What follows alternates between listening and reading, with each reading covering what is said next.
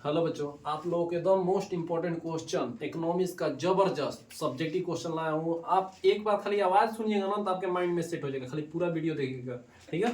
हम 100% आपको विश्वास दिलाते हैं, ठीक है। आप मेरा बात आवाज सुनिएगा, आप एग्जाम में गर्दा लिख कर आइएगा। ध्यान सुनिए, क्वेश्चन में क्या है, राष्ट्रवाद क्या है। याद रखिए, दुनिया में किसी के बीच में पीछे वाद लग जाए तो उसके बारे में बड़ाई करना होता है, ठीक है। राष्ट्रवाद एक ऐसी अवधारणा है जो अपने राष्ट्र के प्रति, देश के प्रति लगाव अथवा सोच की भावना रखते हैं, उसे ही राष्ट्रवाद कहते हैं। मतलब हमको अपना देश के प्रति जो लगाव रहेगा, सोच रहेगा, उसी को हम राष्ट्रवाद कहते हैं। क्लियर। रसगुल्ला। अगला क्वेश्चन है, मेजनी कौन था। इटली की आत्महत्या और मसीहा, समझ रहे ना। मतलब वो है तो पूरा है, मतलब नहीं होता है परिवार में मेन आदमी होते हैं, तो वही एक तरह से मेन आदमी है। मसीहा के नाम से जाना जाता है, इटली का पूरा मसीहा के नाम से जाना जाता है। मेजनी एक गुप्त क्रांतिकारी कार्बोनारी का सदस्य था। गुप्त समझते हैं ना, उसका एक सदस्य था, ठीक है। मेजनी ने यंग इटली और यंग यूरोप की स्थापना की। वो पार्टी का निर्माण किया, उसका नाम यंग इटली, यंग यूरोप की स्थापना किया, ठीक है। तो कैसा था, इटली का रहने वाला था, वहां का मसीहा था, एक तरह से एक कार्बोनारी का सदस्य भी था, और यह यंग इटली का स्थापना भी किया था, ठीक है। क्लियर। अगला क्वेश्चन है, पूंजीवाद क्या है। देखिए कितना आसान क्वेश्चन। वैसी व्यवस्था जिसमें उत्पादन के सभी साधनों पर पूंजीपतियों का नियंत्रण रहता है, उसे पूंजीवाद का। वैसी व्यवस्था जिसमें उत्पादन के सभी साधन, मान लिया हम कुछ भी उत्पादन किए, उस पर किसका, वैसी व्यवस्था जिसमें उत्पादन के सभी साधन, जो भी उत्पादन उसका साधन पर पूंजीपतियों का नियंत्रण होता है। उस पर पूंजीपति, मान लीजिए पैसा जिसके पास है वो कोई चीज खरीद कर सकता है ना। कोई आप उत्पादन किए और उसको खरीदने वाला पैसा ही पूंजीपति नहीं खरीद सकता है, तो वैसे को पूंजीपति कहा जाता है। जर्मनी के एकीकरण की बाधाएं क्या थी। जर्मनी को इकट्ठा करने में बाधाएं क्या थी जी। तो जर्मनी के एकीकरण में क्या बाधाएं थी, तो जर्मनी के एकीकरण में बाधाएं क्या थी। जर्मनी लगभग 300 छोटे बड़े राज्यों में बटा गया था। अब बताइए 301 आदमी 300 राज्य को एक जगह इकट्ठा करना संभव है, मुश्किल है, नामुमकिन नहीं है, लेकिन मुश्किल है ना। पहला, यह राज्यों के राजनीतिक, सामाजिक और धार्मिक विषमताएं था। विषमताएं मतलब क्या होता है सर जी। विषमताएं मतलब देश से प्रेम नहीं, ठीक है ना। अपना अपना धर्म मानता था, सब इंटरेस्ट नहीं लेता था, ठीक है। राष्ट्र की भावना का अभाव था, देश के प्रति प्रेम का अभाव था। ऑस्ट्रेलिया का हस्तक्षेप, उसमें रुकावट डालने वाला आ गया था बीच बीच में। हम लोग मिलते भी थे ना, उन लोग मिलते भी थे ना, तो ऑस्ट्रेलिया बीच में रोकने के लिए आया था। अगला क्वेश्चन है, हुआ आंदोलन क्या है। हुआ आंदोलन काफी इंपॉर्टेंट क्वेश्चन है। हुआ आंदोलन 1939 में शुरू हुआ था, जो एक बौद्धिक क्रांतिकारी आंदोलन था। बौद्धिक क्रांति, दिमाग से, ठीक है ना, क्रांतिकारी आंदोलन, जिसमें नेता हुई न फूसो, नेता का नाम है, थे। वे क्रांतिकारी घटनाओं को अंजाम देने में, जिसमें आत्महत्या की भी शामिल, आत्मदाह भी शामिल था, मतलब अपने आप खुद को भी शामिल किए थे, ठीक है ना। हुआ आंदोलन कब हुआ था, 1939 में हुआ था, जो बौद्धिक था, ठीक है। और बौद्धिक क्रांतिकारी आंदोलन था, जिसमें नेता हुई न फुई सुने क्रांतिकारी घटनाओं को अंजाम देते हुए, मतलब ये क्रांतिकारी घटनाओं को अंजाम देते हैं, जिसमें आत्मदाह की भी शामिल होते हैं, ठीक है। अगला क्वेश्चन, मेटरनिख युग क्या है। मेटरनिख युग 1815 से 1848 ईस्वी में ऑस्ट्रेलिया के शासन में किया गया था। ऑस्ट्रेलिया के शासन में हुआ था मेटरनिख युग, ठीक है। ऑस्ट्रेलिया में शासन किया था, क्या बोल रहा है मेटरनिख, ये मतलब मेन पॉइंट है, एक नंबर ये क्लियर है। 1815 से 1848 तक में ऑस्ट्रेलिया में शासन किया, किसने, मेटरनिख ने। इसी काल में मेटरनिख युग कहा था, मतलब इसके बीच में 15 से 48 के बीच में जो काल में वो अपना शासन किया था, उसी को मेटरनिख युग कहते हैं, ठीक है। काफी इंपॉर्टेंट क्वेश्चन है, जबरदस्त क्वेश्चन, आप लोग पूरा देख लीजिए, ठीक है। हेलो बच्चों, आप लोगों को एकदम मोस्ट इंपॉर्टेंट क्वेश्चन है, आप लोग खाली पूरा वीडियो देखिएगा। आप लोगों को 100% हम हिस्ट्री से लघुत्तरीय 2 नंबर के क्वेश्चन में थोड़ा सा भी कंफ्यूजन आएगा, हम 100% विश्वास दिलवाते हैं, ठीक है। आप लोगों को खाली क्वेश्चन लिखा, हम इसको समझाएंगे, ठीक है। इसका आप लोगों को पीडीएफ चाहिए तो हमारे व्हाट्सएप नंबर पर कॉल करिएगा, ठीक है। तो चाहे मैसेज करिए कि हमको पीडीएफ चाहिए, हमको पीडीएफ सेंड कर देंगे, ठीक है। नंबर तो आप देख ही लिए होंगे, बहुत सारा नंबर है। नंबर ये है 8789986482, इस नंबर पर कॉल करिएगा, ठीक है। हम तो आपको डाल देंगे, ठीक है। चलिए, पहला क्वेश्चन है, 1839 के फ्रांसीसी क्रांतिकारी क्या थे। खाली पूरा जरूर वीडियो देखिएगा, मजा आ जाएगा। 1839 में फ्रांसीसी क्रांति के कारण क्या थे।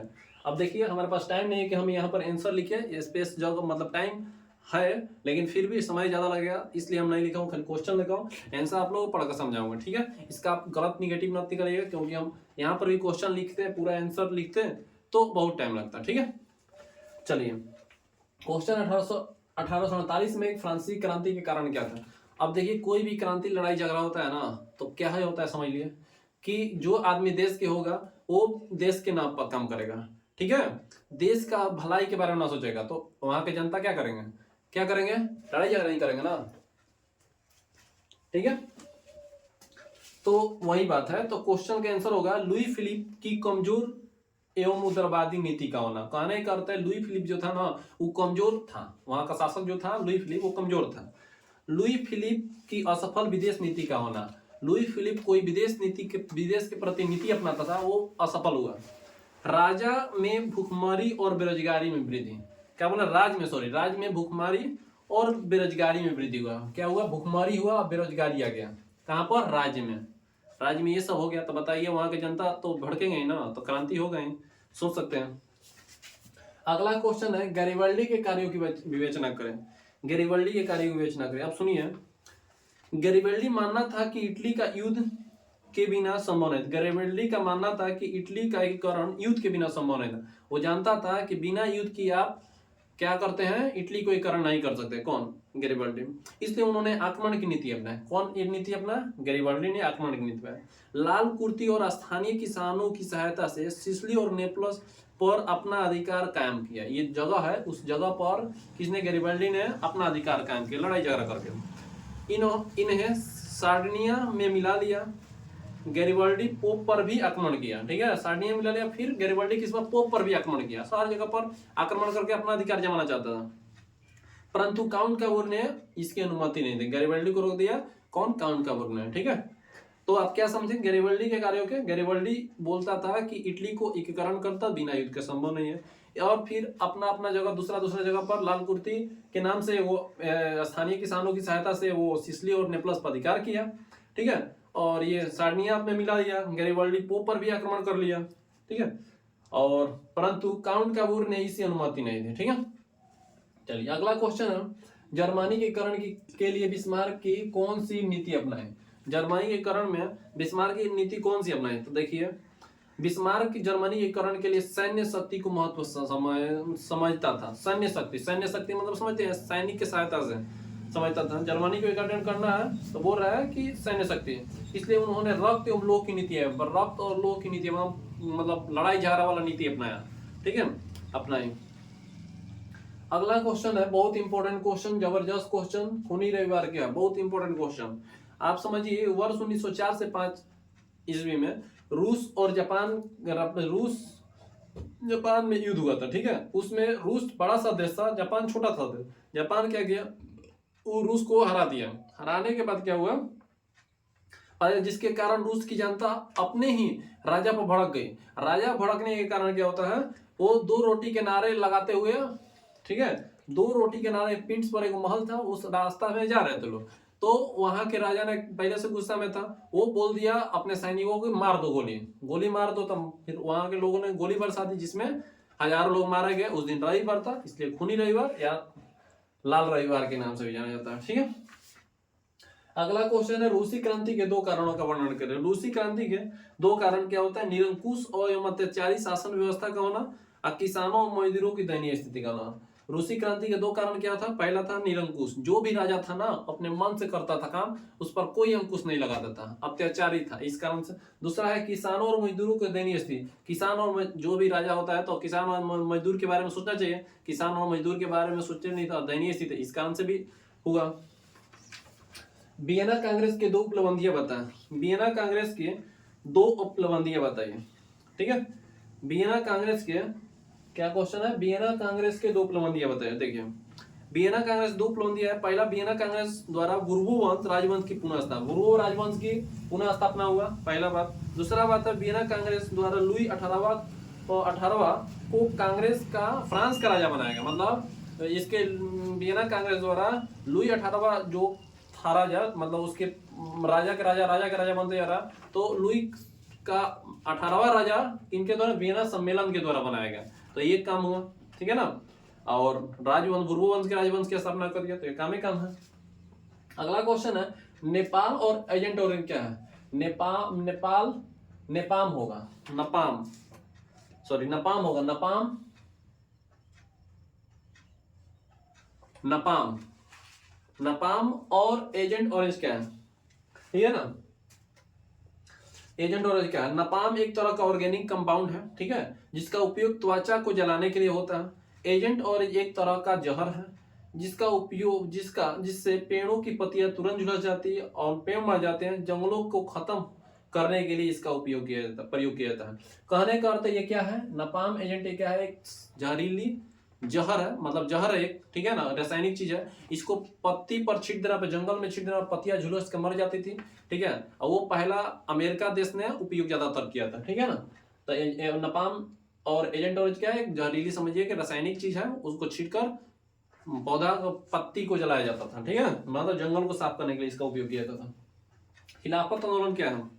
खिलाफत आंदोलन तुर्की के सुल्तान खलीफा को इस्लाम धर्म का गुरु माना जाता है। ब्रिटेन सरकार द्वारा 1919 में खलीफा पद को समाप्त कर दिया। इसी कारण भारतीय मुसलमानों ने खिलाफत आंदोलन किया। क्या किया कि तुर्की के सुल्तान जो थे, ठीक है, खलीफा को इस्लाम धर्म, मतलब कहने का अर्थ ना कि अंग्रेजों ने इन लोगों पर अत्याचार किया, इन लोगों पर अत्याचार किया, खलीफा पर, ठीक है, माना जाता था, ठीक है। लेकिन ब्रिटेन सरकार ने 1919 में पद को समाप्त किया, खिलाफत को पद को समाप्त किया। इस कारण से मुस्लिम लोग जो है भड़क गए अंग्रेजों पर, तो वही खिलाफत आंदोलन हो गया। रॉलेट एक्ट क्या समझते हैं? रॉलेट एक्ट समझ लीजिए, एकदम इंपॉर्टेंट क्वेश्चन है कि रॉलेट एक्ट में अंग्रेजों ने ऐसा एक कानून बनाया कि शक के आधार पर किसी को बिना मुकदमा चलाए जेल में बंद कर देंगे। एक तरह से कानून था ये रॉलेट एक्ट। तो ये क्या हो जाएगा आंसर? Rowlatt act. हाँ, बोला जाएगा भारत में बढ़ती राष्ट्रवादी घटनाओं को दबाने के लिए रॉलेट एक्ट को लगाया गया, रॉलेट एक्ट नियम को लगाया गया। इस एक्ट के अंतर्गत किसी व्यक्ति को बिना साक्ष्य, बिना वारंट, बिना प्रूफ के, वारंट के किया जा सकता है। इसे बिना वकील, बिना अपील, बिना दलील का कानून कहा जाता है। इस कानून को काला कानून भी के नाम से जाना जाता है, मतलब इस कानून को काला कानून के भी नाम से जाना जाता है। समझे कि मतलब किसी को शक के आधार पर बंद करना, ना वकील ना जज, कुछ नहीं होगा, बस हमारा बात रहेगा तो हमारा बात रहेगा। अंग्रेजों का नियम था, ठीक है, जो देश के प्रति भावनाएं हैं। अगला क्वेश्चन है दांडी यात्रा क्या है? दांडी यात्रा क्या है? दांडी यात्रा क्या है? तो दांडी यात्रा गांधी जी के द्वारा 12 मार्च 1930 को साबरमती आश्रम में शुरू किया गया था। इसका मुख्य उद्देश्य समुद्र तट दांडी पहुंचकर समुद्र से जल नमक बनाकर नमक कानून को भंग करना था। कहने का था ना कि ये ऐसा कानून था कि अंग्रेजों ने बोला कि हम लोग के देश में हम लोगों का क्या बोलते हैं, नमक, मतलब नमक नहीं लिया जाए, उस पर टैक्स ज्यादा लगा दिया था, ठीक है ना, आप नमक नहीं ले सकते हैं। इसके लिए क्या किया, गांधी जी वहां पर गए और जाकर उस नमक कानून को भंग कर दिया कि नहीं, हम लोगों का देश है, हम लोगों का मिलेगा ही। अगला क्वेश्चन है, गांधी इरविन पैक्ट अथवा दिल्ली समझौता क्या है? सविनय अवज्ञा आंदोलन को रोकने के लिए गांधी जी ने इरविन पैक्ट के बीच 5 मार्च 1931 को दिल्ली में समझौता हुआ, जिसे गांधी इरविन पैक्ट या दिल्ली समझौता के नाम से जाना जाता है। इस समझौता के तहत गांधी जी की द्वितीय गोलमेज सम्मेलन में भाग लेने के लिए बुलाया गया था, ठीक है ना। गांधी इरविन पैक्ट क्या होता है जी? तो गांधी इरविन पैक्ट मतलब गांधी जी को एक समझौता करने के लिए दिल्ली में बुलाया गया था, उसको ही गांधी इरविन पैक्ट कहते हैं। चंपारण सत्याग्रह से आप क्या समझते हैं जी? तो चंपारण सत्याग्रह गांधी जी के द्वारा 1917 में बिहार के चंपारण में किया गया था। इसका मुख्य उद्देश्य चंपारण किसानों को तिनकटिया पत्ती की मुक्ति दिलाना। इस पत्ती में किसानों के अपनी भूमि को 3/20 हिस्से नील की खेती करनी पड़ती है, जिसमें भूमि के उर्वर की क्षमता कम हो जाती थी।